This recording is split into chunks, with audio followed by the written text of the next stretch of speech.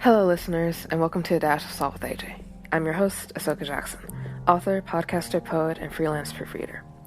In the previous episode, we were discussing the dilemma Paradis is stuck with when it comes to the debate about taking a more aggressive or a more strictly diplomatic approach in trying to resolve its issues with other nations.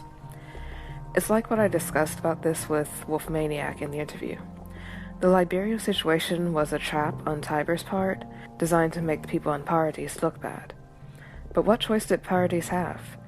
They needed to spring that trap if they wanted to have even a glimmer of a chance. And it's not like it was even about winning a war. What Eren said is not that they could defeat Marley and the rest of the world outright. What he says is that to even have enough time to talk, they needed to be able to delay the war and keep Marley from just slitting their throats outright before they could have an actual conversation and negotiate.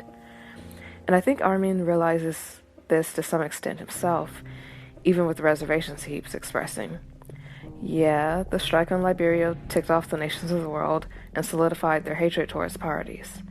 But they already hated Paradis and had already decided to massacre the folks there. Yeah, it's going to be harder than ever to talk to them now, but it's really freaking hard to converse once you're dead. And that's what was about to happen to Paradis. And just as Eren gave his friends a chance to solve the problem, he also gave Marley and the world that same chance by waiting out those 3 years. And what the narrative really shows is that Eren was right in this regard. And we see him wait until the last freaking minute here. Tiber gives his speech about annihilating the folks on Paradis, and there's that key moment where he reveals his intentions. The other nations cheer out their approval, and Eren finally closes his eyes in resignation in that moment, like, so be it then. What I said a minute ago is the second huge point. Eren was correct in his skepticism and his concerns about what the Marleyans and others had in mind for Paradis, and he let things get up to the precipice before finally taking action to prevent the slaughter of Paradis Island. Bluntly speaking, what was he supposed to do? What were the military and government leaders on Paradis going to do? They didn't want to cooperate with Zeke's plan, right? Understandable. But what was their plan B? Heck, not even a plan B, really. If plan A was discussion and negotiation so the world could understand them and see them as just people, then staying alive long enough to finally reach that point was a prerequisite for plan A. Now, how are they planning to do that if not Eren's way? Are we going to find out in the next episode that they actually had a plan to keep Paradis alive long enough to reach peace? Or are they just going to yell at Eren for acting when they weren't? Maybe there was a plan he was unaware of that they actually had in place, like what happened with Erwin and the Levi squad back when the plan was made to capture Annie the first time. And maybe Eren messed that up with the Liberia strike.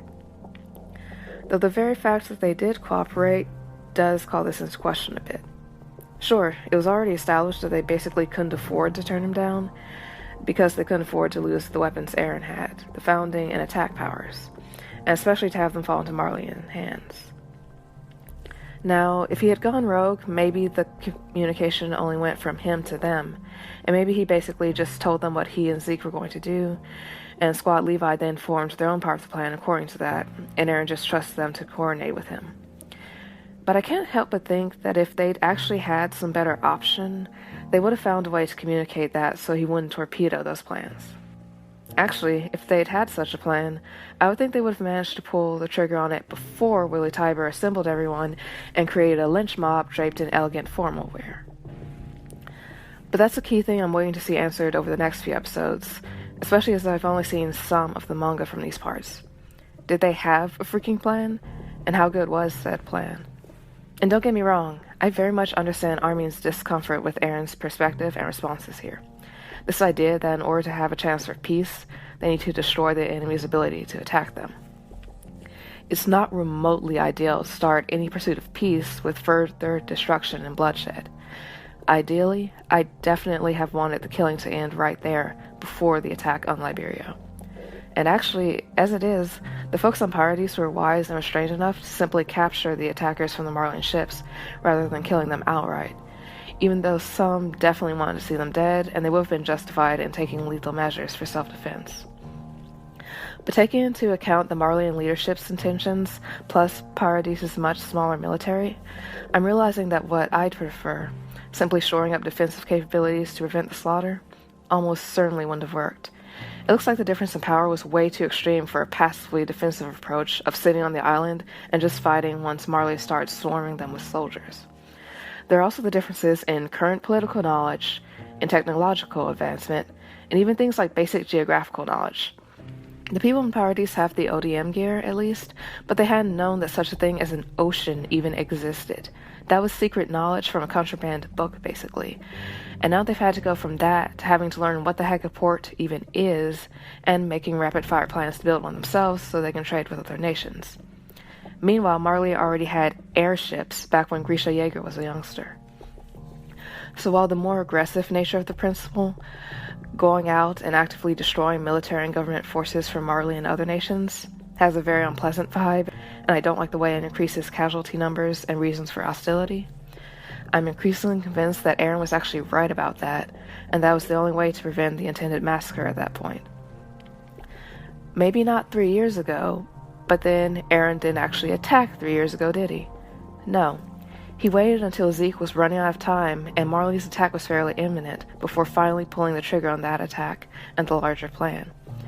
I mean, he'd already put the plan itself into motion, but the actions at the festival are what finally made things irrevocable, I would say.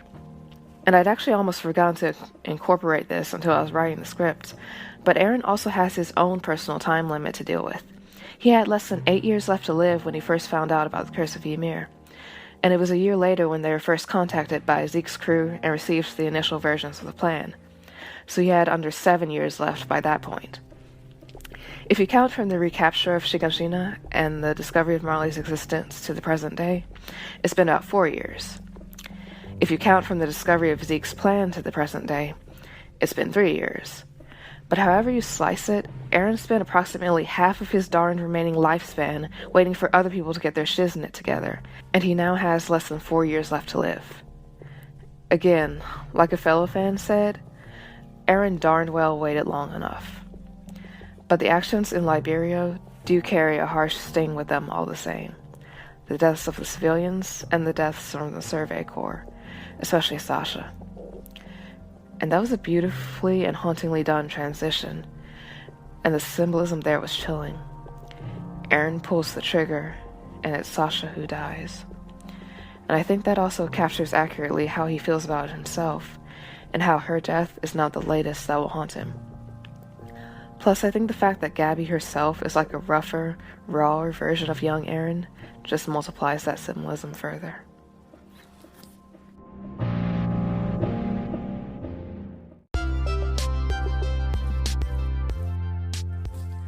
Alright guys, thanks for listening to me today, and I hope you've had a great time. If you're enjoying the podcast, please don't forget to subscribe and turn your notifications on so you can get updates. And you can help make the podcast more visible for new viewers and listeners by leaving a like, share, comment, or review on whichever platform you use to listen. YouTube, Spotify, Breaker, Overcast, Pocket Cast, Radio Public, social media, etc. And as of recently, the podcast is on a newer site as well, Verbal. I'll have an extra link for that. Be blessed and stay salty.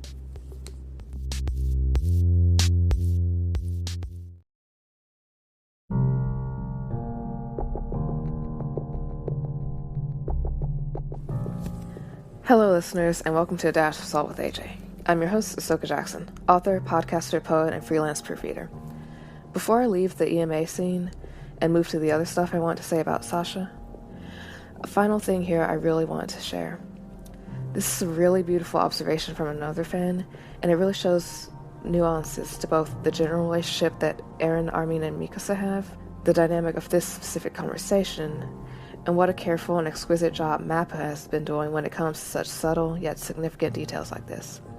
It's also another thing that highlights what's so awesome about being able to have Season 4 animated. It'd be hard to convey these exact nuances of timing and interaction in the space of just a few key panels, especially since you don't want to have too much repetition of the artwork. You really have trade-offs with whatever medium you use. With manga, you can focus more on each individual panel and possibly have a higher level of detail overall.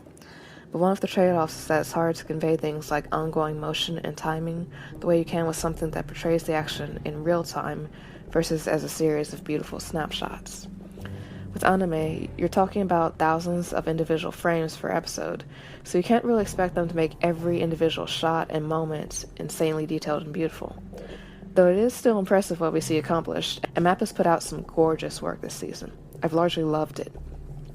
But just as the manga illustrator has to decide which snapshots to focus on and turn into actual panels, the animators have to decide which scenes and moments they're going to devote the most time and energy to. But then you have the upsides with anime, like that potential to capture and convey timing and movement in a clearer way. In that E.M.A scene, there's this beautiful, intuitive synergy in how their actions and conversation flow with each other, and it speaks to the long-time friendship between the three. It's really touching.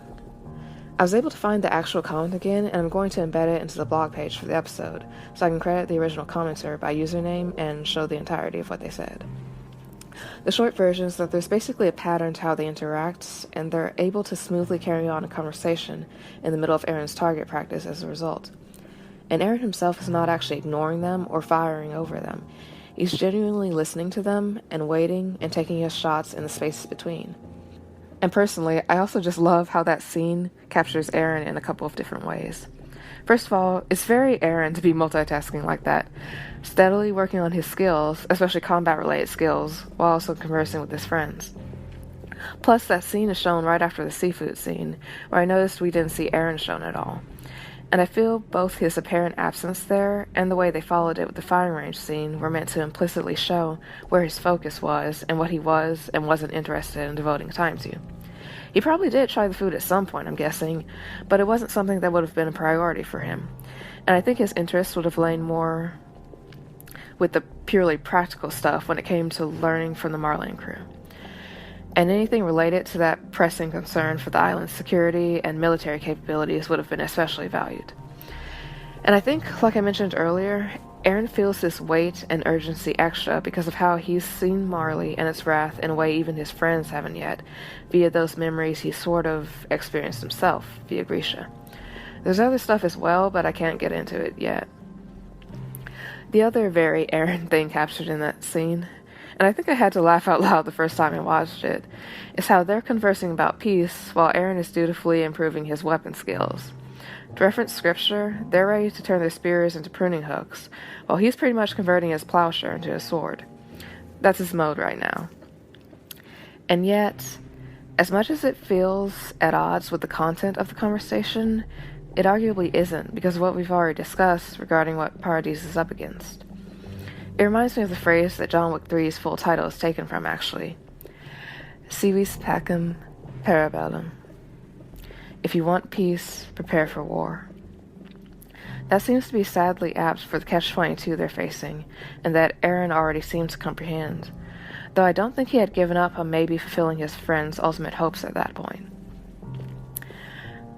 But, you know, there's something rather haunting and also intriguing that Armin says in this episode, which is that he's starting to feel like he doesn't actually understand Eren as well as he thought he did.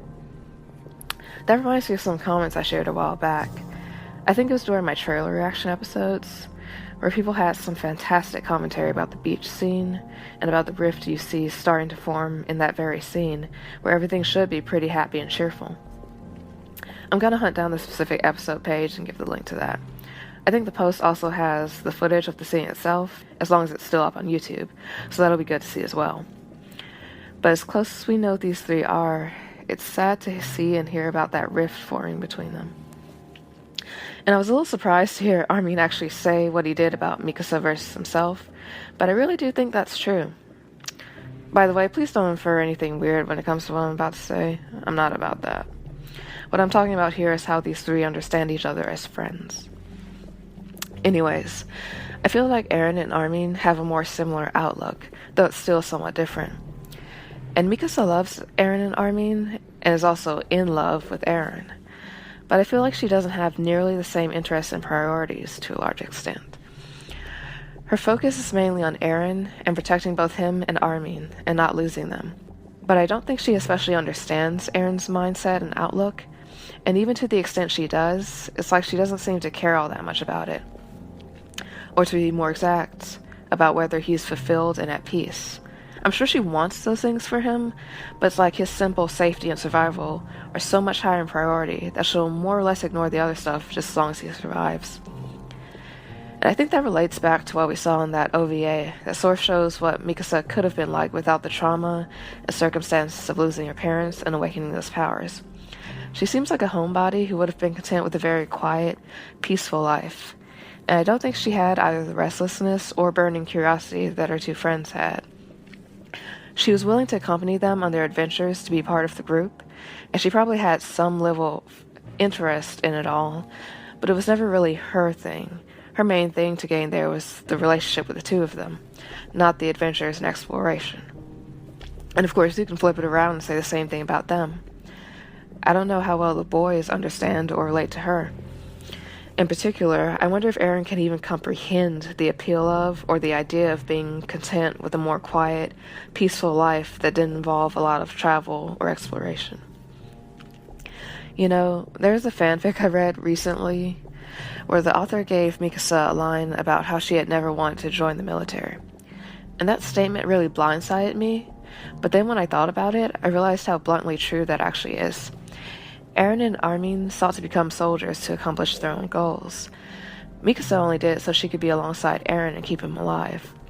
She also wishes to protect Armin, I know, but Eren both was and remains the priority. I will say one thing about Armin's comments here, though. Mikasa herself has expressed how Eren has continued to be the one who forges ahead, leaving her and Armin to catch up and sometimes bail him out. So perhaps Armin shouldn't have been so surprised that Eren would be willing to do what he believes is necessary to accomplish a goal as crucial as saving Paradis from destruction, even if that means going it alone. In fact, that brings me to a fantastic point and insight that Wolfmaniac gave during the interview. It's already an established trait of Eren how he tries to take on burdens himself and spare and save other people.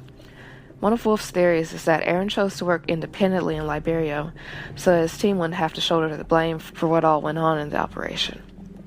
In fact, I just remembered what Hanja complained about, how they had little choice but to come rescue him. Again, I hate how she, in my view, tried to spin that, but I just realized that this was arguably another aspect of how he tried to minimize the team's perceived responsibility in all of this. Arguably, Paradis and those in charge of it should have been willing to do this in the first place, rather than having to be dragged along by one soldier. But maybe Eren is still trying to accommodate even this somewhat, by giving them leeway to say that they had to get involved in order to recover their rogue living weapon. In any case, I think talking about the Liberia situation, plus the relationships between Eren and his comrades, is a good segue to talking about Sasha and the relationships we saw involving her in this episode.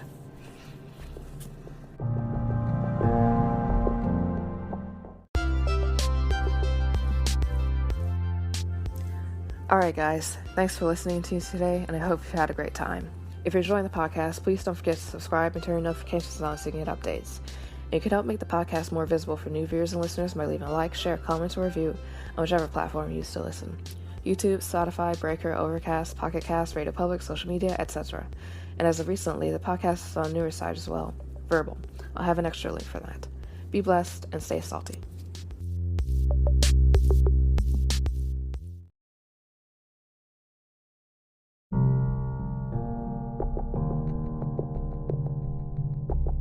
It still doesn't replace the future character development we can no longer have with her, but it definitely was nice to get some flashback scenes with Sasha this episode. And honestly, it sort of felt like she maybe even managed to out-crazy Hanja in this episode. Hello listeners, and welcome to A Dash of Salt with AJ. I'm your host, Ahsoka Jackson, author, podcaster, poet, and freelance proofreader. I thought I was used to Sasha by now, but oh my goodness, the way she tore into those lobsters. Girl was acting like she hadn't eaten in a year. Sapphire said she was like Cookie Monster in that scene, and that is just so accurate. And then we have her swarthy self asking Onyankampon why he's black. I swear, Sasha was like a little child in this episode with that absolute bluntness. And even Jean, who, come to think of it, used to himself have the issue of being very brassy and blunt to where it could aggravate others. Even Jean was giving her a look there. Actually, when I rewatched the scene, about everybody was staring at Sasha. Even Hanja, of all folks. But I actually love how Onyankopon answered her. The man handled it like a pro, and actually had this darn hilarious smile on his face before answering. And it was neat to see his interactions with Armin as well. I already like this dude, and someone made a great point about how his embracing of the ethnic differences stands in contrast to the outlook shared by some others in this faction, as we shall see later. Something else I dearly, dearly loved was the material we got at Sasha's gravesite, especially getting to hear Connie talk about her. I've been wondering about the relationship between those two, so I was really glad to finally see it expressed clearly. Sasha was like a twin sister to him, and hearing him say that and talk about how it felt like half of him was missing, I think that was one of the big moments that turned on the waterworks for me. I know I was wiping my eyes at different points during that episode, and that particular scene just touched my heart so much. Those two really were frickin' frack, or Thing 1 and Thing 2. I always picture that one scene from combat training where those two pair it off, and it's like they're trying to do janky versions of Crane style and I guess Mantis style. Again, janky versions. Oh, and another part where I had to wipe my eyes was the scene with Nicolo, and then seeing him get to meet Sasha's family and both grieve and bond with them. That was super, super touching and heartwarming. Speaking of Nicolo, though, what we saw happen right before then, where that one guy was beating him up just because he was Marleyan, even though Nicolo had evidently developed something of a bond with our crew by then, and had known them for several years. That just gives yet another demonstration of reality, and how tough this idea of a diplomatic approach was actually going to be. The folks on Paradis have grudges of their own, and some of them even choose to behave unfairly as well, and will unjustly direct their anger at folks who don't remotely deserve it. So several years after that conversation between the trio, we do get to see signs of hope, like how Sasha's father interacted with Nicolo, but we also see the Eldian soldier who is brutally mistreating Nicolo before Squad Levi intervened. I'm understanding Eren's concerns better by the second. Anyways, before I leave that section of the episode, someone asked about why Sasha and the others were given proper funerals this time, rather than being cremated like past casualties. And another user, Real Savior Prime, noted that they probably couldn't spare the land back then. That's a fantastic point, especially with what we know about the food shortages and all. And I actually replied to that question myself, and added that there are probably some additional issues. There was a lot going on at the time, and these were basically mass casualty events where they had to consider the ongoing Titan threat, and unrest and anxiety caused by that, locate and deal with any wounded or unwounded survivors, and recover remains that were crushed, torn apart, or embedded in Titan vomit. Remember that whole lovely mechanic? Plus, trying to identify remains and locate surviving family in the midst of all of that would be a lot to handle. I think they did what they could, but didn't have the resources and capabilities to provide full-blown burials and all under those circumstances. Plus, we have what that woman told Jean about the need to hurry up and get everything cleared to avoid an outbreak of disease that would have just caused further loss of life. That's a very different thing than dealing with a total of 8 casualties, and on an island that at least is no longer being swarmed with Titans, though they now have the Marleyans breathing down their necks instead. They even had enough time to engrave a headstone and all. My other quick note is about that. A user named Adri1 said that the inscription on Sasha's headstone has her name, and then below that it says, "Feast and sleep eternal." If that's accurate, it's really sweet. Like, it's a sad thing, but also really makes you smile as well. And I'm going to move on to some happier stuff as I wrap up the overall reaction now. I loved Levi's scenes in this episode. Being Hunge's right-hand man and trying to do his best to assist her in dealing with the Marleyans, then his lines when he was getting the guy to surrender. I just love that freaking unbothered sarcasm and droll sense of humor from him. Like, he's already heard those lines and opinions, so he's just going to preempt them. Hey, welcome to our filthy island of defiled devils. I'm sure we'll get along famously if you like pig urine. People were legit hoping ahead of time that the lines would actually have it as pig urine like we've seen in prior translations. And yep, that's how they rendered it, much to the fandom's delight. And I just realized that with how much Levi loves his tea, it's especially funny and ironic to hear him sarcastically labeling it as pig pee. The scenes with Zeke were also great. I already knew what was actually coming when Levi was talking about the prime accommodations, although the funny thing is, I already remembered off the top of my head that the Forest of Giant Trees was mentioned in the series to have formerly been a tourist attraction, so it's coming to my friend that was kind of appropriate anyway. Meanwhile, Zeke's like, "This is my hotel? This?" I was already busy laughing at that point, so I didn't even catch how theatrically he'd asked the question until Nick commented about some of the remaji for that line. His tone and expression were both priceless. And of course we have Levi being like, "What? I'm sure you love trees, you grotesque and oversized primate." And I'm honestly surprised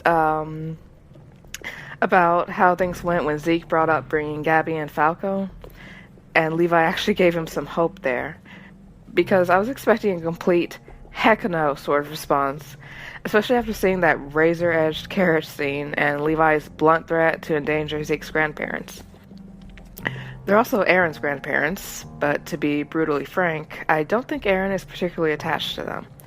Harsh, but I do see his reasons, assuming I'm reading him correctly here. Now, I gotta talk about the animation some here. I already mentioned how wonderful the bullet scene was, and how well done the stuff for the larger firing range scene as a whole was done. You know what else I gotta talk about here? The freaking Titans! First of all, both the scene with Armin's Titan and the actual way the Titan was used were great. It looks awesome, and even better was how neat it was to see that there actually can be less lethal applications for the Colossal Titan. Actually, that brings me to an observation that Rit-senpai passed on to me. Folks have noticed how Bertolt's Titan has distinct ears, while Armin's edition of the Colossal Titan doesn't. People have theorized that this actually reflects the fact that Armin can't bear to hear the screams of the people he's killing. That catch was an impressive one, and it really made me think. His Titan also has a much sadder face as well, compared to the more stoic and sometimes angry face that Bertolt's version of the Colossal has. A fellow reactor said he looks like a depressed office worker, and despite the dark circumstances, that's still hilariously fitting. I already get myself that Armin as a character is the last one who'd want a power like this anyways, but the ear thing made me really hone in on how brutal it would actually be to have to use the Colossal Titan. He's not just massively destructive. After the initial explosion, it's actually a somewhat slow thing where he's trampling objects and people underfoot. Also, up until Liberio, Eren has mainly been able to focus his Titan use on fighting either mindless Titans or individual Titan shifters. But things changed in Liberio, and Eren drew Armin into this as well. Armin, probably the member of Squad Levi least inclined towards violence and combat, had to destroy this whole port area full of folks, and it looks like it was a combo of military forces and civilians there. Poor Armin. Thanks for that, Eren. You're a peach. I'm mostly joking here, just because I do think it was necessary, but I'm sure I'd also be extremely agitated in Armin's place, having been dragged into the violence in that way, and to that extent. Before I get too caught up in the sad stuff again, though, I gotta talk about the other Titan sequence we got here. That'll be for the next episode.